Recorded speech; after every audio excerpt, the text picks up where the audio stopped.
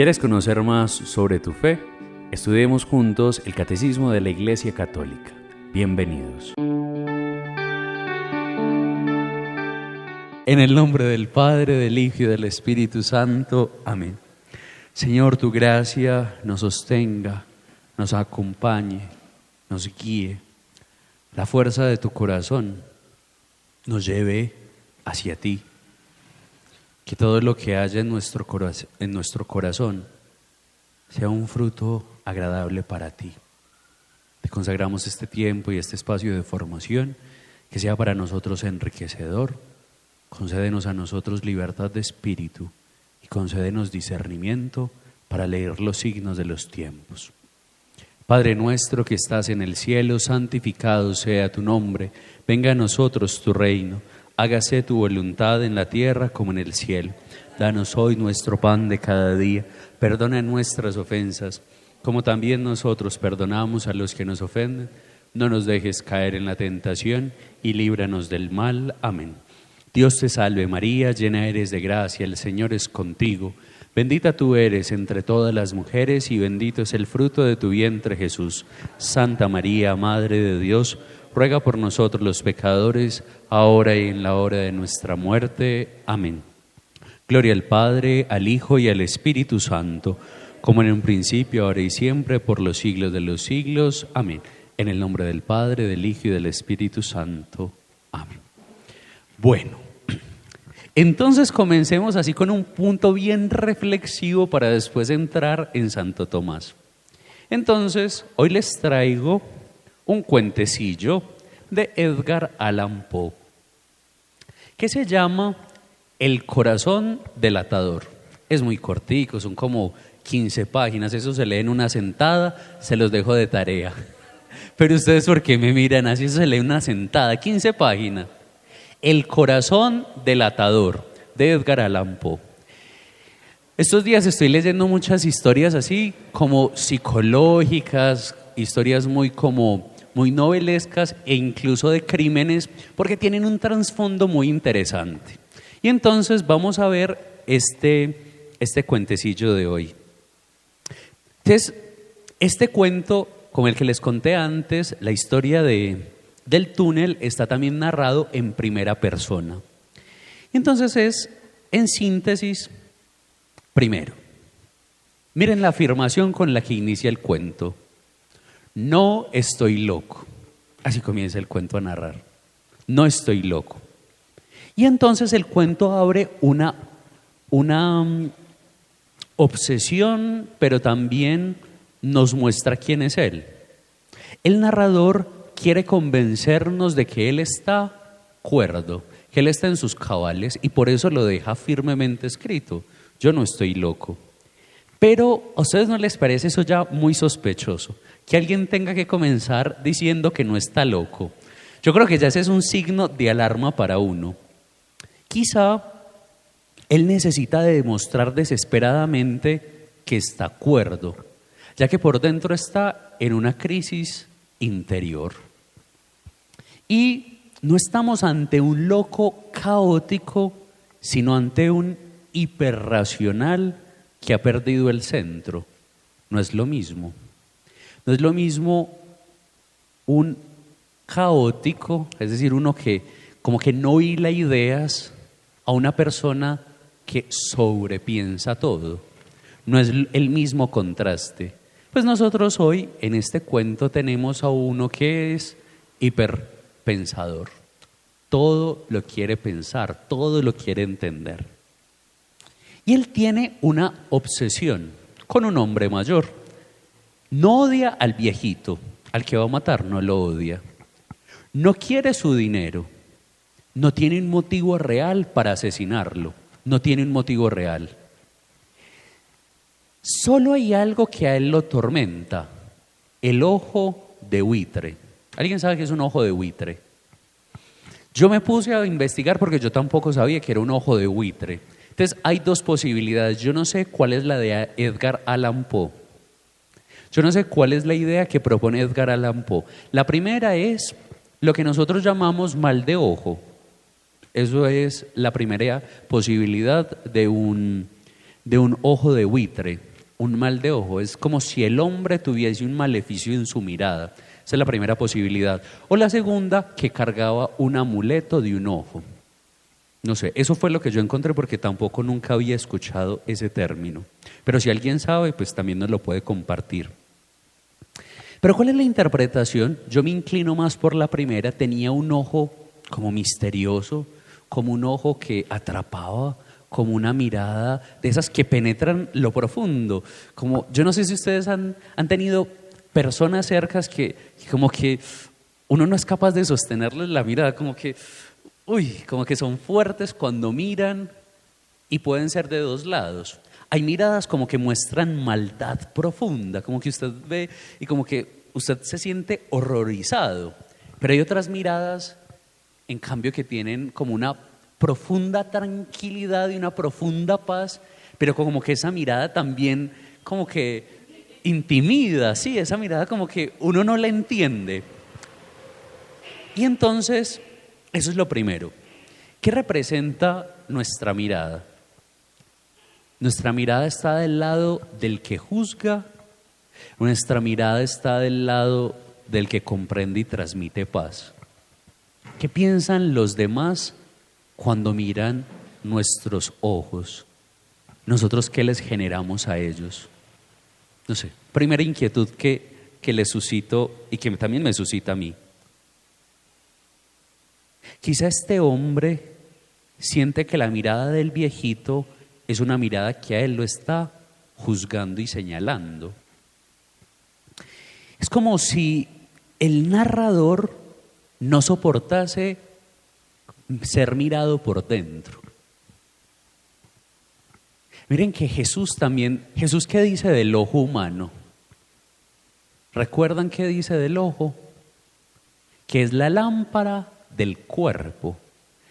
Es como si el ojo revelase lo que hay en el interior. Y entonces, ¿qué hace este hombre? Este hombre no quiere que nadie lo revele. ¿Qué hace? Destruye a aquel que lo revela. ¿A nosotros quién nos revela cuando nos mira? Yo creo que hay personas que tienen esa capacidad de leer lo que miramos, cómo miramos, la posición de nuestros ojos, si estamos en paz, si estamos perturbados. Pero nosotros nos dejamos leer o nosotros nos interponemos a esa mirada. Y nosotros, ¿cómo estamos mirando a los demás? Los observamos con el afán de señalarlos y de etiquetarlos. O los miramos con afán de comprenderlos, de tener misericordia, de ofrecerles un poco de paz. Y entonces, él al final del cuento, esa es mi conclusión, él no mata al viejo. ¿Él a quién mata? Él mata a lo que lo confronta. Al que lo confronta. Nosotros, ¿qué hacemos con el que nos confronta? ¿Qué hacemos? Es que hay miradas, hay personas. Yo creo que todos hemos tenido conversaciones después de las cuales no somos igual. Hay conversaciones como que lo llevan a uno así y lo ponen contra la pared. ¿Y usted qué va a hacer? Y entonces uno no sabe cómo qué hacer. Hay ese tipo de conversaciones. Y si no las han tenido, procúrenlas. Sí, pero necesitamos ese tipo de confrontaciones en la vida. Necesitamos que alguien nos lleve y como que nos ponga contra la espada y contra la pared. Que nos confronten. Solo cuando uno se siente confrontado, uno también es capaz de repensar la vida. ¿A mí quién me confronta? ¿Yo por quién me dejo confrontar? Porque uno también puede ser bastante celoso y no dejarse confrontar de todo el mundo. Y que yo creo que está bien, uno no se tiene que dejar confrontar de todo el mundo. Pero a mí, ¿quién me confronta? No hay que evitar lo que en términos modernos se llaman conversaciones incómodas. Uno tiene que aprender a tener conversaciones incómodas. Sí, para tener relaciones sanas, exactamente. Entonces, ¿qué hacemos nosotros con el que nos confronta? Yo creo que es muy humano huir de aquello que nos desnuda interiormente. Miren que esa es la actitud de Adán y de Eva en el libro del Génesis. ¿Qué hacen ellos? Huyen de Dios. Se esconden cuando se sienten desnudos. Cuando uno se siente desnudo, uno huye. Huye. Pero entonces uno, ¿por qué huye? ¿Por el que lo mira o porque uno mismo se mira? No es lo mismo. No es lo mismo. Porque Dios los estaba mirando con qué mirada y ellos con qué miradas estaban viendo. Mi interpretación es lo que yo pienso, pero acá podemos pensar otras cosas siempre en la libertad.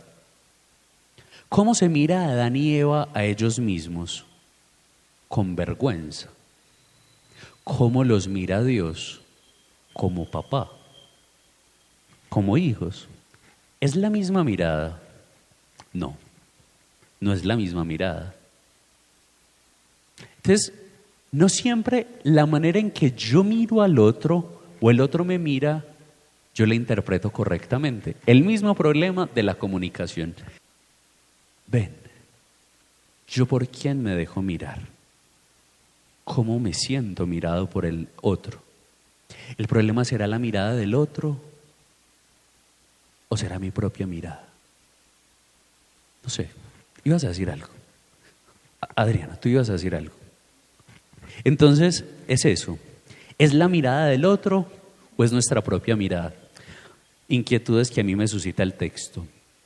El narrador es muy astuto, es muy inteligente, lo planifica todo con precisión. Observa durante 8 noches al viejito, cómo duerme, en qué posición, si se despierta, si se mueve, si no, lo observa. Calcula cada movimiento de este anciano y después ejecuta el crimen sin ningún error. Sin ningún error lo ejecuta todo. Y dice, después de que habla de todo eso, ven, esto es prueba de que yo no estoy loco. Pero aquí, cuando él dice esa frase, la historia gira. ¿Esa perfección es cordura o es maldad? ¿Es obsesión o es locura? No sé. La locura siempre es desorden, inquietud. A veces el exceso de orden también puede ser locura. Este hombre no era inconexo en su pensamiento, porque si no, no hubiese sido tan milimétrico. El hombre fue tan perfecto en su crimen que nadie se daba cuenta aparentemente de lo que había hecho. Ni siquiera derramó una gota de sangre. Fue milimétrico. No siempre el desorden mental es locura.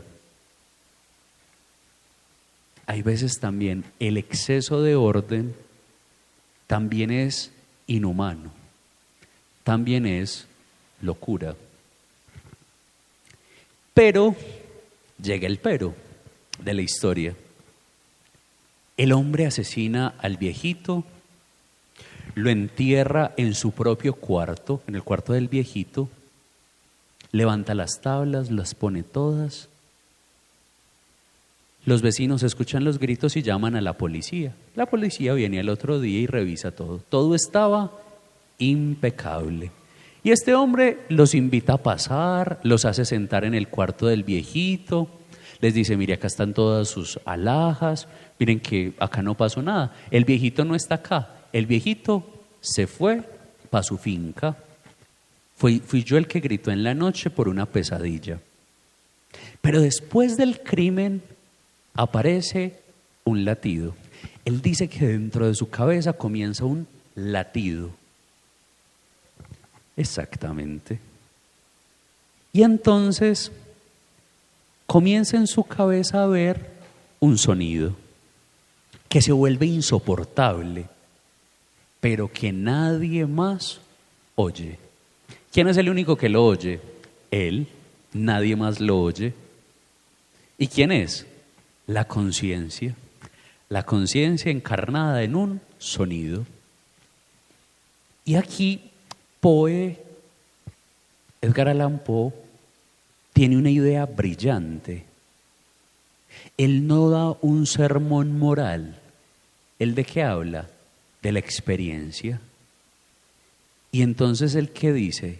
Que la culpa no se explica, la culpa se oye, la culpa se sufre y lo peor, la culpa se amplifica dentro de uno, porque cada vez crece y crece y crece más.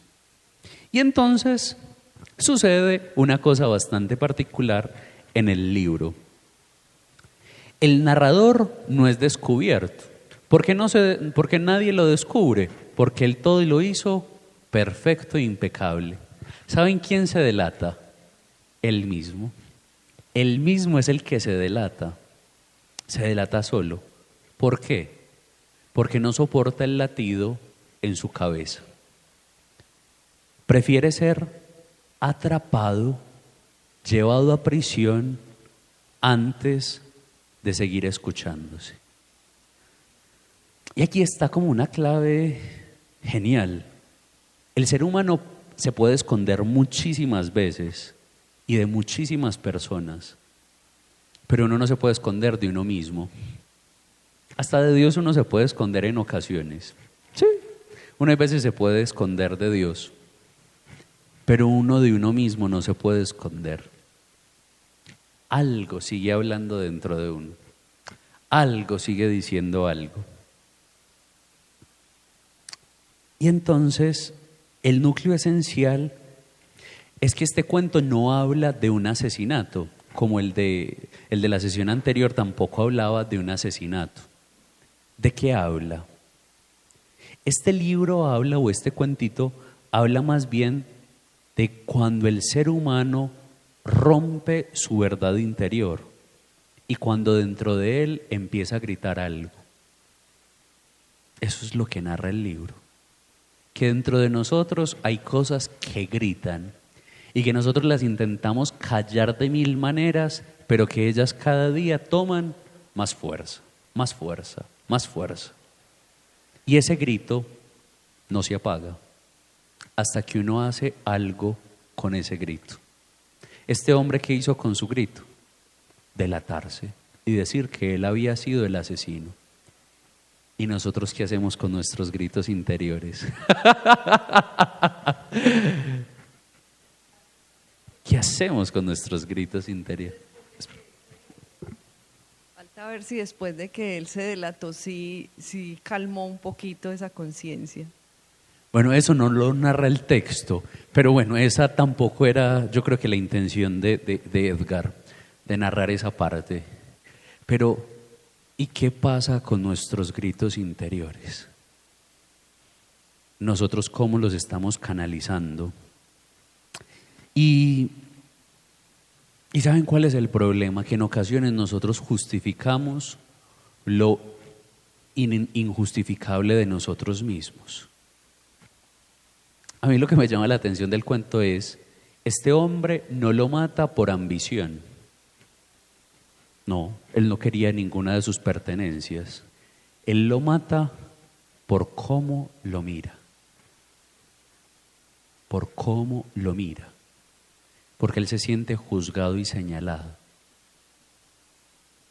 ¿Nosotros qué hacemos con los que nos miran, nos señalan, nos juzgan? Los matamos. Quizá no de forma literal, pero hay otras maneras de matar. La indiferencia. Esa es una manera de matar a otro.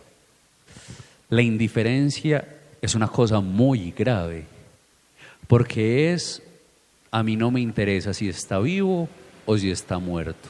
Es como si no existiera. ¿Eso no les parece una cosa muy grave?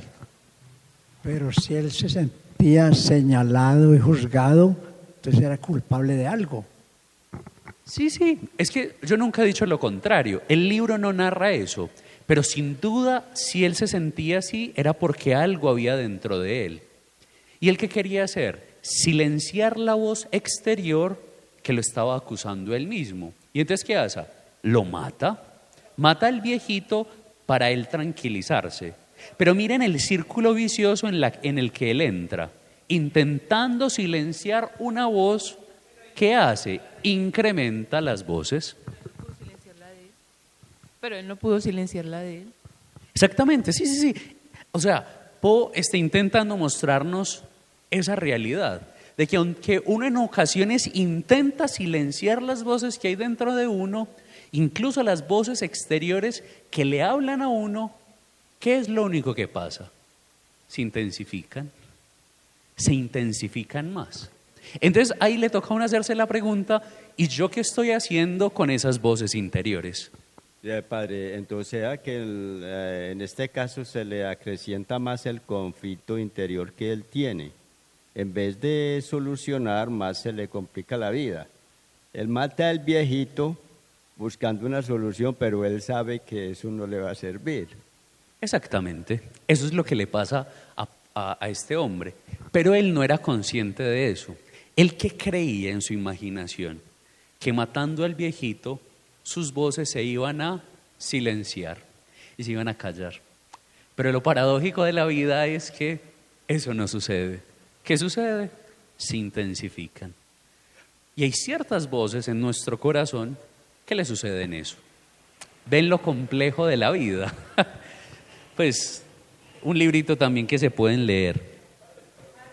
En este caso del cuento que usted narró, que alcancé a escuchar parte, usted nos dice que la indiferencia ahí es grave, porque ocasionó, no, la indiferencia de la otra persona, porque lo llevó en cierta forma a hacer ese delito, pero la indiferencia en otro contexto que yo la vea no es grave.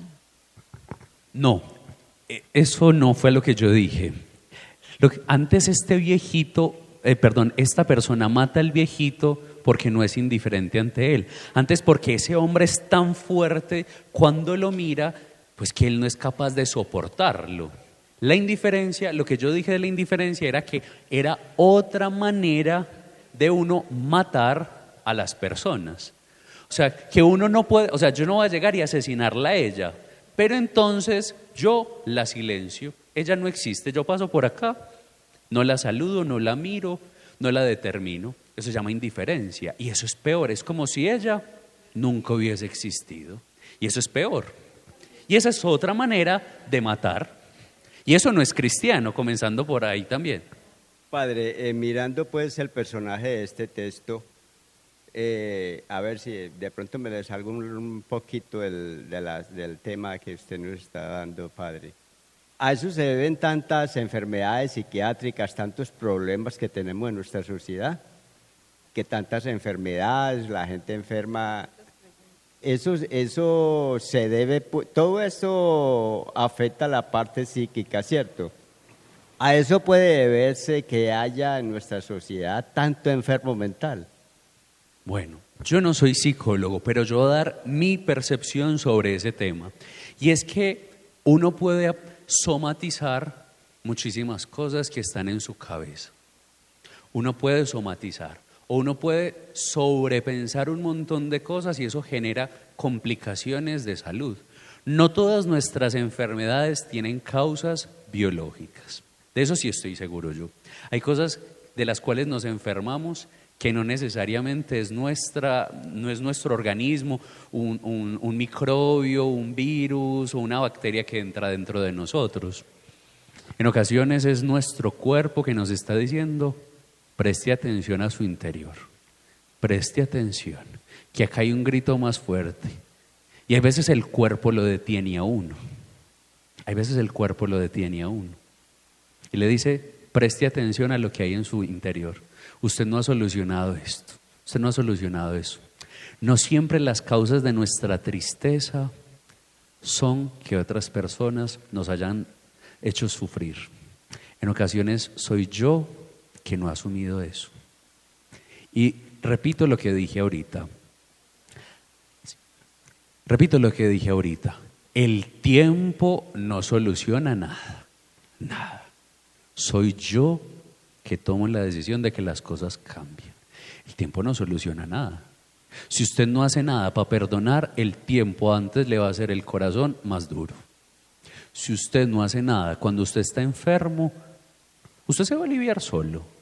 No, usted tiene que hacer algo. Tiene que tomar antibióticos, tiene que ir al médico, tiene que hacerse exámenes, tiene que hacer cambios en su alimentación, bueno, dependiendo de la enfermedad que uno tenga. Pero el tiempo no cambia nada. Si yo no cambio, las cosas no van a cambiar solas. Yo también tengo que hacer algo para que las cosas cambien. Y esas son una de las cosas que propone el texto y que lo dejan a uno pensativo.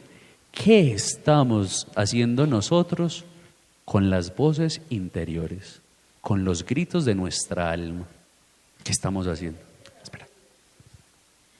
Todos nosotros hablamos solos. Hablamos solos. ¿Sí? Ay, a usted le dicen, usted está hablando solo. Ahí está. Sí, uno se cuestiona. En la mirada del Señor, Él a lo mejor cuestionó. ¿Por qué me mira? Se está dando cuenta de sí, tenía algo. Todo eso, que lo llevó a ¿qué? Analizar al viejito. Él me está vigilando a mí. No. Y él se puso en la tarea de lo que pensó el viejito. ¿Por qué me mira así? Y él fue el que se puso a mirarlo, a cuestionarlo. Entonces yo creo que es como la mente loca que todos pensamos del otro. Me miró así porque me miró como feo. ¿Qué le pasará conmigo? Siempre cuestionamos todo negativo. Y eso lo psicomatizamos en la enfermedad. También. Y si nosotros nos cuestionamos porque hay personas que nos generan a nosotros miedo, ¿son ellos o somos nosotros? ¿Y por qué me genera miedo? ¿A quién me recuerda? ¿Qué evento está trayendo a mi mente, a mi recuerdo, que está volviendo a evocar dentro de mí? Porque en ocasiones miramos para allá y no miramos para acá. Yo creo que eso es una de las moralejas de este cuento. El problema era el viejito. La mirada del viejito. Pues yo creo que no. Era cómo se sentía el mirado. O cómo se miraba él a través del viejito. Mi pensamiento se lo dediqué a él, pero era yo. Exactamente, es eso. Hizo una imaginaria de un viejito para cargarle la culpa que llevaba adentro. Nosotros podemos exteriorizar lo que nosotros llevamos dentro en otros. Entonces a uno le toca preguntarse, ¿si es él o seré yo? Y a uno le toca entonces hacer un trabajo interno. Yo alguna vez yo acá hablo de muchos libros, pero de un libro que se llama La bailarina de Auschwitz. Les he hablado de ese libro, La bailarina de Auschwitz. Es una historia muy interesante. La escribe Egen Egen, una psicóloga que trabaja y vive en los campos de concentración. Ella misma estuvo en la Segunda Guerra Mundial y escribe ese libro de La bailarina de Auschwitz. Auschwitz. Y una vez llega un paciente y ella le hace esta pregunta. A mí me interpeló muchísimo esa pregunta cuando yo la leí. ¿Por qué viniste hoy y no viniste ayer? ¿Qué cambió hoy? Porque hoy tuviste la valentía de venir y no ayer. Y entonces, es que eso nos sucede a nosotros. Nosotros todos los días no tenemos la suficiente valentía o no tenemos la conciencia para asumir ciertos procesos en nuestro interior. Pero entonces, ¿qué le toca hacer a uno? Aprovechar el instante de valentía, porque si no, uno puede volver a hacer un olvido intencional, o el cuerpo, eso también existe, puede hacer olvidos o bloqueos emocionales para que uno no sufra. Pero que uno tenga un bloqueo emocional no quiere decir que la situación se transformó. Uno simplemente está bloqueando el recuerdo. Yo puedo llevar 10 años de que mi papá o mi mamá se me murió y yo no haber hecho el duelo, simplemente haber hecho un bloqueo emocional de la situación. Pero yo sigo con el dolor dentro y el dolor sigue teniendo repercusiones dentro de mí, aunque yo no las vea.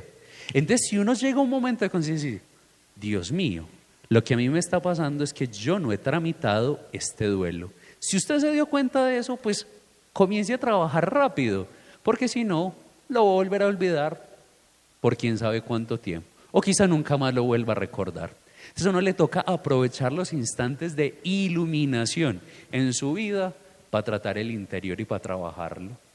¿Vas a decir algo? La pregunta mía es, ¿por qué él no le preguntó al viejito por qué me mira así, por qué me critica, por qué me acusa? No sé, el libro no lo dice.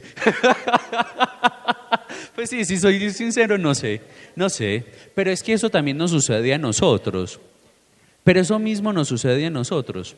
Hay personas que nos impactan y que nosotros tampoco le preguntamos o nos preguntamos a nosotros mismos por qué nos generan eso. Sí, a nosotros nos puede pasar exactamente lo mismo. Por ejemplo, ¿por qué si nos llama el superior inmediato nuestro, hay personas que van con tranquilidad y serenidad y otros que van atormentados ante él? Y quizá necesariamente no haya nada malo, pero en ocasiones nosotros tenemos presupuestos que llegamos donde él me va a regañar. ¿Pero por qué me va a regañar? Yo he hecho algo malo para que me regañe. Es que me van a echar y yo he hecho algo para que me echen.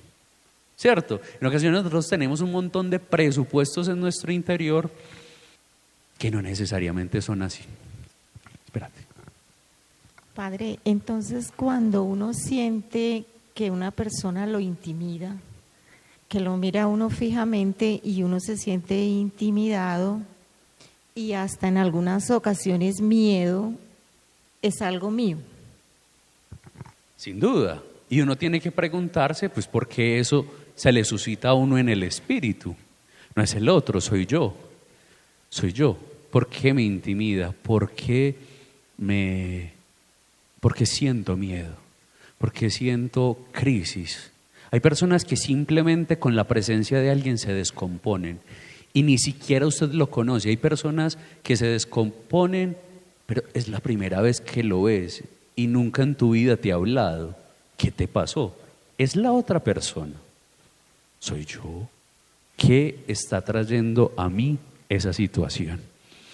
Bueno, ya que entramos en la profundidad del alma, sigamos en la profundidad del espíritu. ¿Pero qué es eso? Vamos a seguir con Santo Tomás bien rico. Entonces, ayer hablamos de la segunda vía de Santo Tomás, pero no hablamos de los problemas de esta vía. Entonces, hablemos. La vía por la causalidad eficiente, la que estamos viendo, la segunda vía, sufrió en el decurso histórico modificaciones importantes respecto al contenido de la formulación tomista. Dichas modificaciones la hacen dos personas, Suárez y Descartes. Y en rigor, las inflexiones llevadas a cabo por estos filósofos recuerdan ya poco la segunda vía tomista. Aludamos a algunos de estos significados en Descartes. La formulación cartesiana, tal como es expuesta en su libro Respuestas a las segundas objeciones en esta, dice así: la realidad objetiva de cada una de nuestras ideas requiere una causa en la cual esté contenida esta misma realidad, no solo objetivamente, sino formal y eminentemente. Es así que tenemos idea de Dios y que la realidad objetiva de esta idea no se halla contenida en nosotros formal o eminentemente, y no puede estar contenida en otro que en Dios mismo. Luego esta idea de Dios que en nosotros se da tiene que ser por causa de Dios y por consiguiente Dios existe. ¿Qué está diciendo Descartes? Sí, está diciendo que Dios existe, pero ¿qué reformulación le hizo al argumento? Es una idea que tenemos y es el mismo Dios el que nos da la idea. ¿Cuál es el salto que da Descartes en esta formulación? ¿Cuál es el salto que da? El punto de idea, ¿cuál es el punto de partida de esta idea de Descartes? La idea de Dios. Tiene como presupuesto la idea de Dios.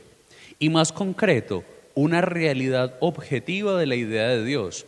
Y esta viene definida por las características fundamentales de infinitud y perfección. ¿Cuál es el problema? ¿Cuál es el problema de la reformulación cartesiana? Que el otro tiene fe. Que el otro supone que tiene fe. Ese es sí, sigan por ahí. Vuelve el problema de Anselmo, que parte de un presupuesto existente, que Dios está en la idea de todos. Ese es el problema en esta formulación cartesiana, que vuelve a un a priori, en una prueba a posteriori. Es decir, desbarató toda la prueba. ¿Ven el cambio de lógica? ¿Cuál es la lógica tomista en esta prueba? A ver, ¿cuál es la prueba? La lógica. Llega del efecto al que lo produjo. Exactamente. En cambio, ¿qué hace Descartes? Todo al contrario. Parte de la causa para llegar al efecto. Vuelve y desbarata la prueba tomista. Entonces, la realidad objetiva de la idea de Dios, ¿qué está diciendo Descartes? Que es una sustancia infinita, independiente, omnisciente, omnipotente, por la cual nosotros mismos y todas las demás cosas existen. Si es cierto que existe alguna, han sido creadas y producidas. ¿Ven el cambio de lógica de Descartes? Descartes vuelve a partir de la causa para llegar a los efectos. En cambio, Tomás parte del efecto para llegar a la causa. Se trata en suma de la idea de un ser infinitamente perfecto. Eso sí es rescatable de Descartes, que Tomás también lo plantea. Recuerden que esta vía de la causalidad también nos tiene que llevar a los grados de la perfección. Si uno es causa eficiente de algo, es porque uno es perfecto en cuanto lo causado. Si uno no es perfecto en lo que uno causa, uno no lo puede causar. Uno solo genera lo que uno ya es. Eso es lo que está diciendo Descartes, pero que también lo había planteado Tomás y que lo vimos anteriormente. Ahora bien, no se trata de la idea de un ser omnipotente en sí misma, considerada como la realidad objetiva de una idea en sí misma, sino de la realidad objetiva del ser infinitamente perfecto en cuanto que se da al entendimiento. ¿Ven el problema? Descartes tiene un presupuesto en el entendimiento. En cambio, Tomás no parte del entendimiento. ¿De dónde parte Santo Tomás?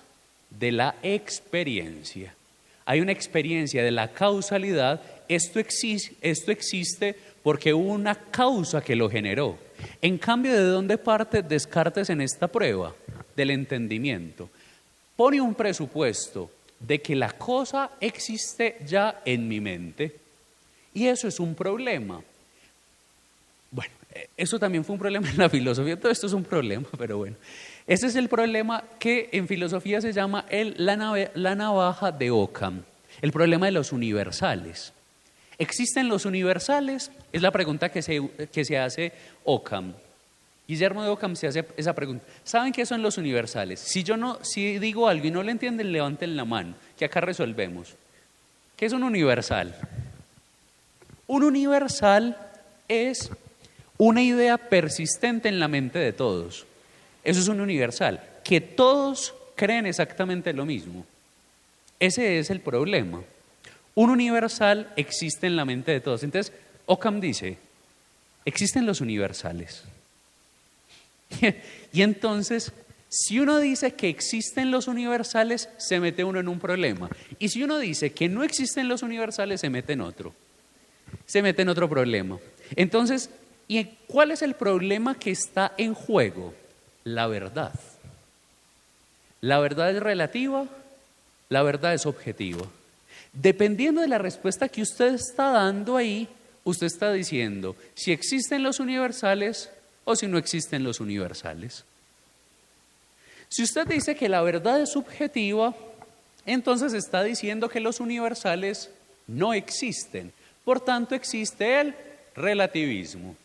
Si usted dice que los universales existen, entra en el problema del absolutismo. La verdad es absoluta. Entonces, ¿la verdad es objetiva o es subjetiva? La verdad es la verdad. Esperen a ver. Esperen que se está aprendiendo esto muy bueno hoy. Usted tiene su verdad y yo tengo mi verdad. Pero entonces, desde ese presupuesto que usted acaba de dar, usted me está diciendo que la verdad no es objetiva, ¿cierto? Entonces, si usted me dice que la verdad no es objetiva, yo le puedo decir, un unicornio existe y usted me tiene que decir que eso es cierto, porque la verdad es subjetiva. Por eso, usted me tiene que decir, eso es verdad, porque es subjetiva, y usted me tiene que asegurar que eso es verdad. Usted también me tiene que defender esa verdad. ¿Ven el problema de los universales? El problema de los universales es ese. ¿Existe la verdad objetiva o existe la verdad subjetiva? ¿Ven la dificultad del tema? Que no es tan sencillo. El mundo de hoy, ¿de qué lado se mueve? ¿De la verdad objetiva o de la verdad subjetiva? Subjetiva. La verdad es subjetiva. Sobre todo el Papa Benedicto es el que hizo un gran énfasis en eso, diciendo que el mundo de hoy tiene como peligro el relativismo. El relativismo en todo lo que es el hombre. Benedicto XVI, ¿de qué lado creen que se mueve? Del lado objetivo. Existe una verdad objetiva que puede ser alcanzada. A ver, el problema de la verdad es un problema muy complejo en la filosofía. Todo el mundo ha escrito de ese problema. ¿Qué pienso yo? Pero vuelvo y digo, es mi pensamiento, es lo que yo poquito he podido construir, pero ustedes pueden pensar otra cosa sin problema. Yo pienso que la verdad es como un camino que uno va poco a poco revelando y que uno se puede ir acercando a él y que uno puede ir desvelando un poco el misterio, pero que exige un acto consciente de libertad para acercarse. Bien sea porque otro me vaya guiando y entonces yo voy avanzando en el camino porque otro me susurra al oído, mire, este es el camino, pero usted también se puede ir por este y encuentra otra verdad. Yo pienso que la verdad es objetiva, ese es mi punto de vista, pero que uno también tiene que hacer un ejercicio para acercarse a la verdad. Si uno no pone de su parte, uno tampoco puede llegar a la verdad. Pero entonces ahí, por ejemplo, San Agustín me contradice y me dice, pero también existen verdades preexistentes en el ser. Y es verdad, hay ideas preexistentes en nosotros, pero si yo no hago un esfuerzo para que esas ideas preexistentes fructifiquen, pues tampoco hay verdad en cuanto a eso, porque yo tampoco he hecho mi tarea. El camino se elige en libertad, porque si no lo elijo en libertad estaría influenciado por una verdad que me están orientando, como lo que estabas hablando ahorita, que yo voy caminando porque otro me dice, camine que por aquí es la verdad, pero tú te desvías porque ya estás entendiendo que la libertad para encontrar verdaderamente la verdad es si yo me guío por lo que yo quiero sentir. Pero uno también ahí puede caer en otro peligro, es en el peligro de la soberbia intelectual, de creer que uno tiene la propia verdad. Pero es que otros ya han caminado delante de nosotros y ya han ahorrado caminos. O sea, hay caminos que yo puedo acortar y que no tengo que volver a transitar, porque otros ya me lo han dicho. Pero ahí es donde está la opción libre. Yo elijo este camino o yo no lo elijo. Pero hay un filósofo, ¿cuál será el que dice eso? Alguno dice, no existe nada bajo el sol, nada nuevo existe bajo el sol. Las preguntas que usted y yo nos hacemos hoy, muchos se la han hecho antes, muchos. Y muchos han intentado dar una respuesta. Lo que para nosotros es novedoso, otro ya lo pudo decir en otras palabras. Nosotros podemos aportar nuevos matices, pero la verdad, no.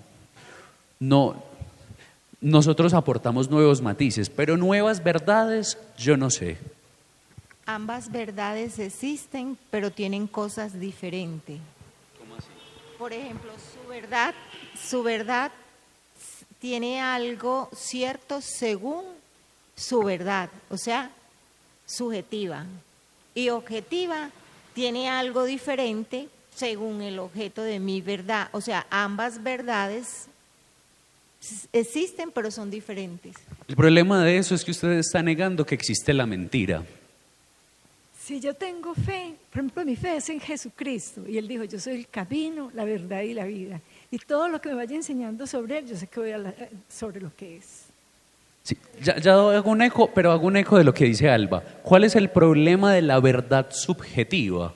Que no existe la mentira.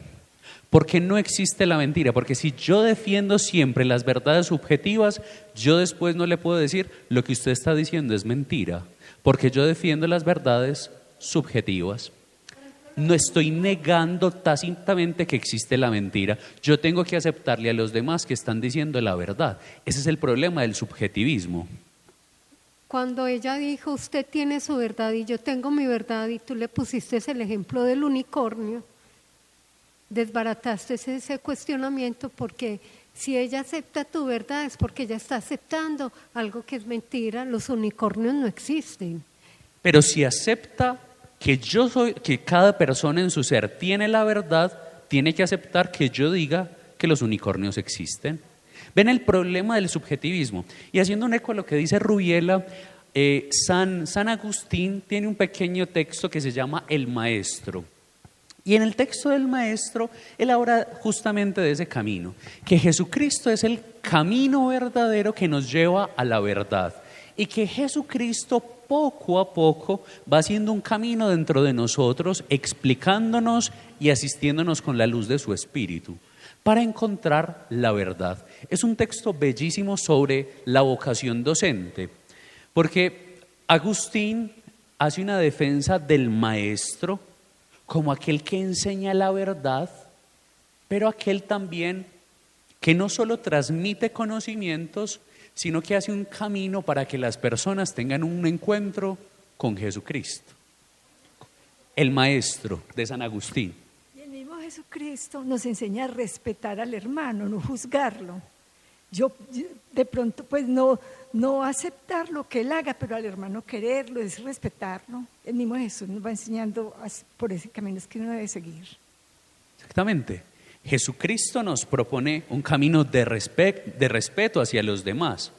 Pero hago una pregunta, no la respondo. Que el otro esté diciendo mentiras y yo no lo corrija, ¿es un acto de respeto? Padre, venga, de todas maneras, Jesús nos dejó la tarea muy difícil, porque Él le dijo a la samaritana, va a llegar el momento en que tienen que orar en espíritu y verdad. ¿Qué es la verdad? Esa pregunta no se le hizo Jesús también ante Poncio Pilato, ¿qué es la verdad? Es que cada cual toma la verdad como eso, pero puede que el del otro no sea. Por ejemplo, el del hijo pródigo. La gente alega sobre ese evangelio, por ejemplo, el hijo pródigo vino a pedirle perdón al Señor y un padre decía, ¿quién dijo eso? El que fue bondadoso fue el papá, porque él vino fue porque tenía hambre. Yo creo que sí venía arrepentido, sí sería verdad, pero tiene la lógica. ven el problema de la verdad. Miren acá la discusión que tenemos. Cada uno aporta algo a la discusión y que no necesariamente todos tenemos la misma concepción de la verdad. Y eso aplica para todo el tipo de conocimiento, que cada uno da su punto de vista. Hay ahí que nosotros no hemos resuelto el problema de Occam de los universales. Nosotros todavía seguimos peleando entre el conocimiento universal, subjetivo y objetivo. Bueno, en esto último que usted expone, me retrotrae un poco al pensamiento de Baruch Benito Spinoza. En la ética, él plantea qué es la verdad, diciendo, a ver, ¿cuál es la preocupación del filósofo? Siempre estar en búsqueda de la verdad, ¿no? En último término, él dice, al hombre lo afectan las afecciones tristes, que son producto de las ideas falsas, y lo afectan las otras situaciones que lo acceden a la verdad. En tanto accede a la verdad, tiene lo contrario de la tristeza, es la alegría, ¿no? Y creo que nosotros, ya que tenemos uso de razón, hemos experimentado las dos sensaciones, o los dos productos de la psiquis, la tristeza y la alegría. Creo que todos acá hemos tenido esa experiencia empírica de estar tristes y también de estar alegres, gozosos. Entonces él dice, las ideas tristes son producto de las ideas falsas o de las ideas confusas, y la alegría es producto de la felicidad, y esa felicidad es la idea verdadera, porque hay un solaz, el hombre se solaza con la alegría, se está identificando con el gozo, ¿no? Y espiritualmente nosotros varias veces hemos pasado, ¿no es cierto?, por ese estadio del gozo y la alegría. Más definimos a Dios como el sumo bien, el sumo gozo. Él es la alegría. Hay cantos, ¿no es cierto?, cantos. Entonces, sí, claro, Baruch Benito Spinoza rompió con el empirismo cartesiano, ¿no es cierto? Esa disquisición es en el nivel spinociano, ¿no? Las ideas falsas, confusas, producen desazón, tristeza. Hay una confusión en la psiquis o en todo el cuerpo. Usted hablaba ahora cómo alguna enfermedad puede somatizar. Y la idea verdadera produce felicidad, gozo. Y el gozo, cada uno tenemos una experiencia de lo que se siente, ¿no? Yo estoy de acuerdo con esa posición, pero en la actualidad nosotros hacemos una lectura un poco similar, pero con nuestras categorías. Y es que nosotros asumimos que la verdad es lo que nos produce euforia emocionalmente y no necesariamente espiritualmente. Porque en el pensamiento que nos acaba de exponer él, la felicidad no es un estado emocional, es un estado espiritual. Y no es lo mismo. Nosotros hoy hacemos una lectura de la verdad a partir de categorías emocionales, que las emociones, las emociones ellas mismas son efímeras, pasajeras. Entonces una verdad es suficientemente verdad mientras dura la emoción y después no es verdad.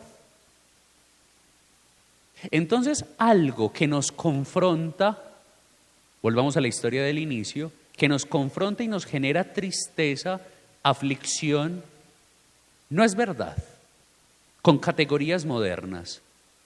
No es verdad porque me confronta, porque yo siento que el otro me está mirando y me está desnudando el corazón. En cuanto eso no es verdad, simplemente porque me confronta y me hace triste, por eso no es verdad. Estoy haciendo una lectura moderna, no estoy haciendo una lectura de Spinoza en el momento en el que él lo quiere hacer, porque él lo está haciendo no como una emoción efímera, sino como un estado interior de gozo en Dios, de gozo en el Espíritu. Pero las categorías modernas hacen una lectura a partir de las emociones. Sí, estoy de acuerdo, esa lectura muy fina y resuelve el problema de la diferencia entre el pensamiento cartesiano que se queda en los sentidos, y el pensamiento spinoziano, que es el que ha creado el racionalismo estricto, ¿no? Entonces en ese momento ya hay una superación. Spinoza es el representante del racionalismo estricto y por lo tanto da acceso al método ulterior del estudio de las ciencias positivas. Se emparenta con la ciencia, y una ciencia, para que sea propiamente tal, requiere lo que ya sabemos, los 4 elementos fundamentales: teoría, práctica, objeto y método, y una comprobación, o sea, en el ensayo y error. Spinoza hizo ese hallazgo y en eso hizo una ruptura con el pensamiento cartesiano. Muchas gracias. Gracias. Padre, yo, por ejemplo, cuando Jesús dice la verdad los hará libres, cuando yo digo mi verdad, yo quedo tranquila porque estoy creyendo que estoy diciendo la verdad. No. La verdad es la verdad, porque yo pienso que es la verdad, es la verdad. La verdad necesita confrontación, la verdad necesita comprobación. O sea, yo estoy siendo libre con mi verdad, no. Y si su verdad no es verdad, sino que es mentira, está siendo libre. La verdad, porque yo lo estoy creyendo y yo estoy diciendo lo que yo creo que sí es verdad. Pero uno también se puede creer mentiras. Uno se puede, ¿cómo que no sé? Uno se puede creer mentir. Uno puede creer que uno está diciendo la verdad y en realidad está diciendo mentiras. ¿Quién es un mitómano? Un mitómano es una persona que se cree las mentiras que está diciendo y él tiene certeza de lo que está diciendo es verdad. O sea, no porque yo digo que esa es la verdad. Bueno, pero acá lo único que hacemos es confrontar el pensamiento, ¿cierto? Acá generamos más pensamiento. ¿Quién más iba a hablar? ¿Ustedes iban a hablar? Padre, yo estoy de acuerdo con lo del Papa Ratzinger, ¿sí?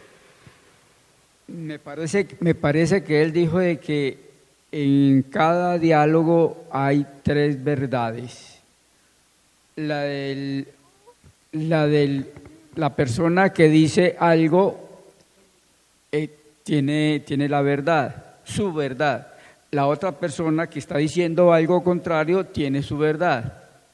Pero resulta de que hay una tercera verdad, que es la verdad, y la verdad no es negociable. Yo iba a decir que si desde la parte espiritual se debe someter lo que se piensa como verdad a través de del método científico, para comprobar si es verdad o no. Por ejemplo, desde la parte espiritual, por ejemplo, nosotros pensamos que Dios no existe, supongamos, la persona que es atea, o la otra persona que sí es creyente, necesita pasar por todos los pasos como para demostrarle al ateo que lo que está diciendo está equivocado. Bueno, a ver, ahí nos metimos en el problema del método científico. Y el problema del método científico. ¿Cuál es el problema del método científico? Que todas las ciencias no se pueden someter al método científico. Todas las ciencias no se pueden someter al método científico como es planteado el método científico, que es sumamente cartesiano-matemático. Hay ciencias que se escapan a eso. La historia. ¿Usted cómo somete la historia a eso? Entonces, acá siembro otra pregunta. No siembro respuestas, siembro preguntas. ¿La verdad de la historia sí es verdad? Nosotros no decimos que la historia la cuenta el vencedor, quien ha ganado. Entonces, cuando leemos la historia, sí estamos leyendo toda la historia. O a eso le falta una parte de la historia. Por eso, siembro preguntas, no siembro respuestas. ¿La verdad que leemos en la historia sí es la verdad? ¿O es la historia que nos han contado? Es eso. A ver, simplemente voy a tirar una bomba, pero la tiro y me voy. La historia que nosotros nos cuentan en el colegio de del descubrimiento de América sí es un descubrimiento. Nosotros no existíamos antes. Tiro la bomba y quito la mano y me voy, ¿cierto? O sea, simplemente les dejo eso. Esa historia no está siendo narrada también desde un punto de vista particular, ¿cierto? Pero simplemente les dejo la inquietud. ¿Quién nos cuenta la otra parte de la historia? ¿El indígena o Colón? Porque ellos vieron. ¿Quién? Pero el indígena también vio. Ellos lo vieron primero y Colón dijo, yo descubrí y ya lo habían descubierto a él. Eso es una verdad. Por eso, pero a lo que me refiero pues es quién nos está contando, por ejemplo, esa historia. La verdad fue que nos descubrieron. Yo simplemente dejo la inquietud. Pero ¿cuál es la narrativa, por ejemplo, que nos proponen en el colegio? Fecha de descubrimiento de América y todo el mundo las dice de memoria. ¿Quién descubrió América? Cristóbal Colón con los barcos, Pero, por eso, entonces, nos descubrió. Pero yo simplemente les siembro esa pregunta. ¿Ven el problema también del método? Uno cómo hace historia desde la perspectiva de la verdad. ¿Ven, por ejemplo, el problema ahí? ¿Ven el problema? Y así hay otras ciencias que se escapan al método científico. La psicología. ¿El loco sí está loco o el loco es el normal? ¿El loco es el loco o el loco es el normal? Y hay de lado y lado. Hay quienes piensan que el loco sí está loco y hay quienes piensan que el loco es el racional. ¿Usted cómo descubre ahí el problema de la verdad? Hay pues una expresión popular, el loco que dice que está loco no es ningún loco. Pero ven, y eso mismo nos pasa en otras áreas del conocimiento como la filosofía y la teología, que también se escapan al método científico cartesiano. Pero eso no quiere decir que las otras ciencias no tengan método. ¿La teología es una ciencia? Sí, tiene un método propio. ¿La teología es una ciencia? Yo contradigo, por ejemplo, la posición de él. Para mí la teología es una ciencia, porque la teología tiene un objeto de estudio y tiene un método propio, que no es el método cartesiano, es cierto, pero tiene un método propio también de estudio y de conocimiento. Entonces, ¿la teología es una ciencia o es una disciplina? Pero denos su aporte. Bueno, la teología propiamente tal es una disciplina. Ahora, ¿quién la origina? Quien la origina es la causa y causada, y es el sumo bien, es la suprema sabiduría. Cuando uno lee el libro de la sabiduría, uno detecta que es Dios.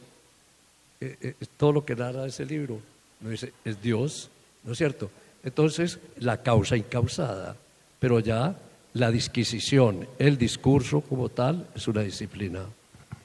Para usted, ¿cuál es la diferencia entre ciencia y disciplina? Bueno, a partir de los elementos constitutivos de la ciencia, y lo había dicho ahora, una ciencia, para que sea propiamente tal, requiere de esos elementos: teoría, práctica, objeto, método, comprobación. En la comprobación es el ejercicio de ensayo-error. Pues eso es lo que dicen lo que hacen los científicos.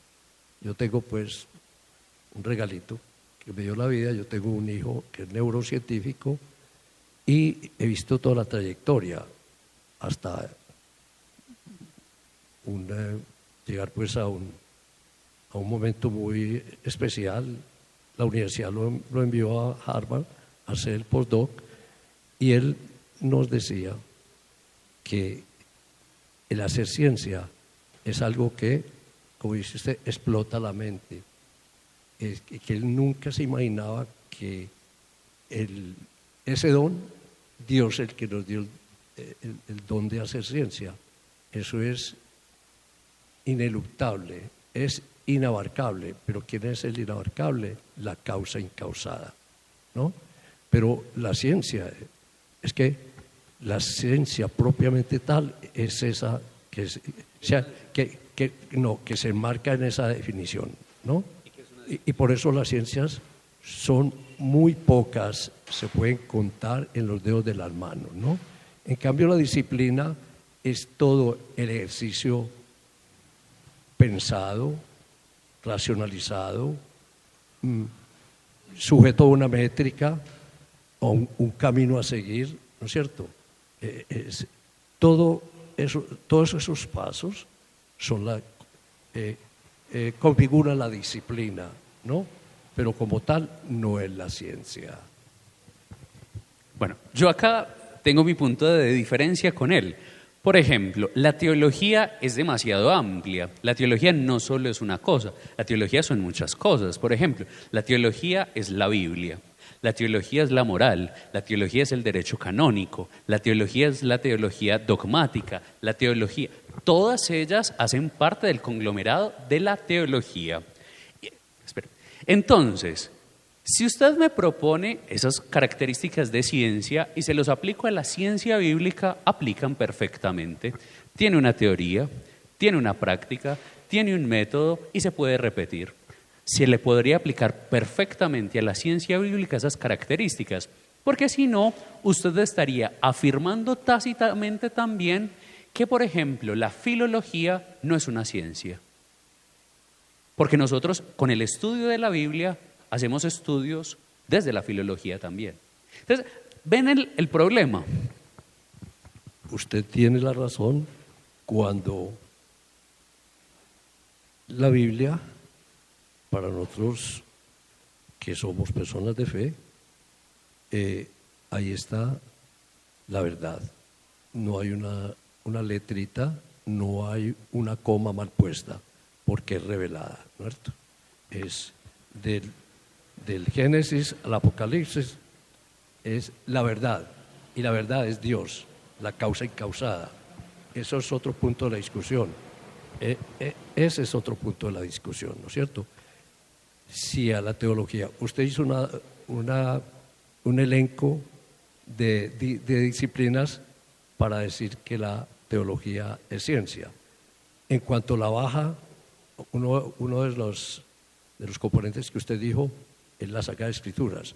Las Sagradas Escrituras se le entiende humanamente, racionalmente, desde el lenguaje, y el lenguaje sí es una ciencia, como tal, ¿no es cierto? Porque parte del hallazgo que hizo Ferdinand de Saussure con el signo lingüístico, ¿no es cierto? Que son monedas, está el significado, eso sí es una ciencia, porque tiene esos elementos de la ciencia, ¿no? Bueno, está ahí. Ven y esos mismos elementos yo se los puedo aplicar al derecho canónico, que también es teología. Porque si usted niega la cientificidad de la teología, está diciendo que el derecho canónico no es una ciencia y que el derecho civil tampoco es una ciencia, la ciencia jurista. Ven que la teología no es solo una partecita, la teología es una amplitud de conocimiento, es una ciencia bastante diversa. Y entonces, acá hago otra aclaración.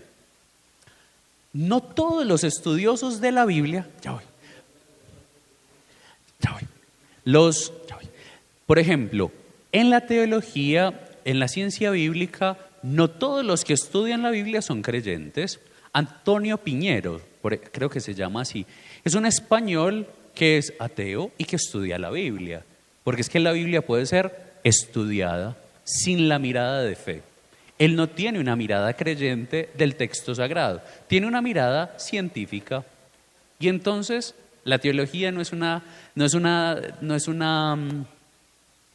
ciencia. Yo dejo la pregunta.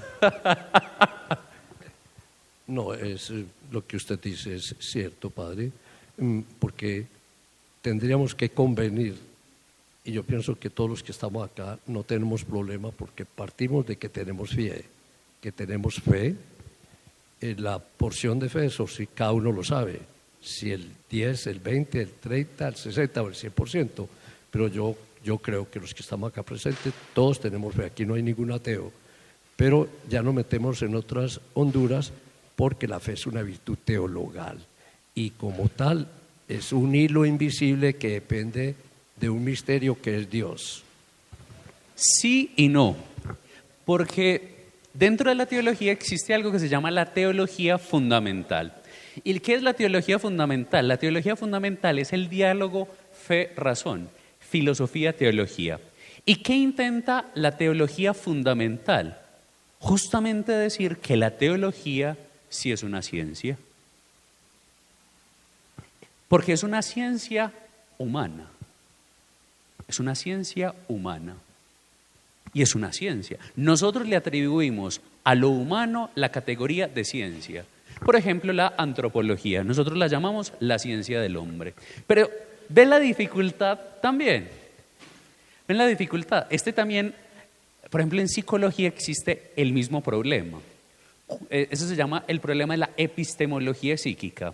Existe una episteme en la psicología, pero si existe una episteme en la psicología, ¿por qué hay diversidad de métodos? La teología, ¿qué ha hecho? Lógicamente yo hago una defensa de lo que yo soy, ¿cierto? La teología, ¿qué ha hecho? La teología ha comenzado a basarse en métodos de las ciencias sociales y humanas, también para darle la categoría de ciencia. O sea, la teología ha comenzado a hacer un estudio y un escrutinio también de los métodos sociales y nosotros lo hemos ido introduciendo poco a poco en nuestros métodos de estudio. Pero es la complejidad. Porque acá también entonces entramos en la discusión de otra cosa, que quizá la cosmovisión de ciencia ha cambiado en el tiempo. Porque si yo le pregunto a Aristóteles qué es la ciencia, Aristóteles da una definición totalmente diferente de lo que yo entiendo por ciencia. Entonces quiere decir que Aristóteles no dijo que era una ciencia. Aristóteles dice que la ciencia es los principios o los primeros principios. Son las leyes fundamentales y eso es lo que él define por ciencia. Pero esa definición también crea otros problemas con otras ciencias, que nosotros hoy llamamos ciencias, pero que no tienen la capacidad de dar leyes o principios universales. Pero bueno, acá lo único que hacemos es crecer el pensamiento y cuestionarnos. ¿Alguien más iba a decir otra cosa? Muy interesante. ¿No? ¿A ustedes no les parece muy interesante todo lo que acá pasamos de un lado a otro, de un instante a otro? Entonces, terminemos así.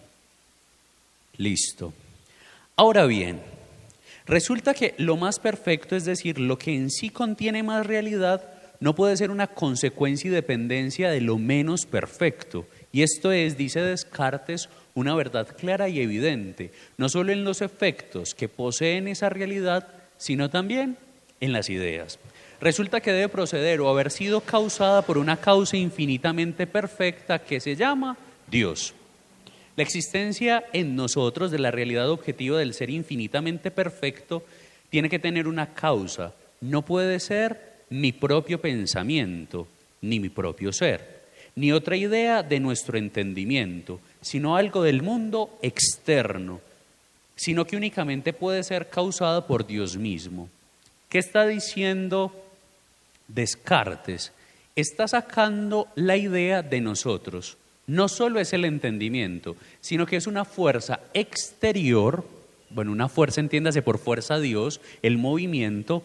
Dios existe porque no es una idea que mi propio pensamiento o mi propio ser suscite, sino que alguien me lo ha infundido. Y eso es una idea infundida en el pensamiento de Descartes. No todas las ideas son nuestras. Hay ideas que a nosotros nos llegan preconcebidas. Pero entonces ahí llega otro problema en la filosofía. ¿Existen las ideas preconcebidas? Para Descartes existen, pero para otros no. No solo realiza Descartes aquí una aplicación de la causalidad, sino que apela a una especie de imposibilidad del regressus infinitum. Pero toda la argumentación se resiste en sus presupuestos subjetivistas. Y poco o nada tienen que ver con la segunda vía tomista, teniendo valor únicamente dentro del propio sistema cartesiano.